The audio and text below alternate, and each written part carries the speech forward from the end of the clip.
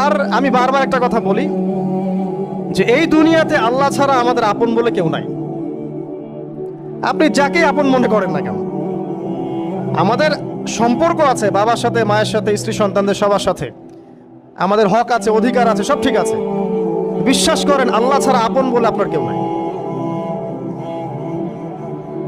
এই যে গার্লফ্রেন্ডকে আপন মনে হয়, এরা আপন না। স্ত্রী সন্তানদেরকে খুব আপন মনে হয়, আপনার মৃত্যুর পর 40 দিন সময় লাগবে না সব ভুলে যেতে।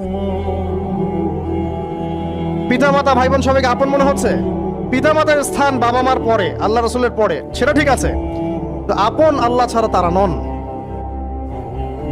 আপনি তাদের মনোপুত ভাবে নিজে প্রতিষ্ঠিত হতে পারবেন না, তারা আপনাকে চিনবে না। বলো সারাটা জীবন তোর পিছনে এত টাকা ঢাললাম, কি করলি? কিছু করতে পারলি না। আবার এখন যারা পিতা মাতা হয়েছেন, সন্তানদেরকে আপন মনে হচ্ছে, দেখবেন এই সন্তানকে আপনি আপনার মনোপুত ভাবে সম্পত্তি দিতে পারবেন না, ভরণ পোষণ দিতে পারবেন না।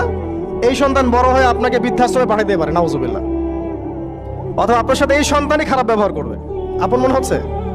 আল্লাহ ছাড়া কেউ আপন না। আল্লাহ ছাড়া আপন কেউ না, আর আল্লাহ ছাড়া সত্যিকার অর্থে আপনাকে আমাকে ভালো কেউ বাসে না।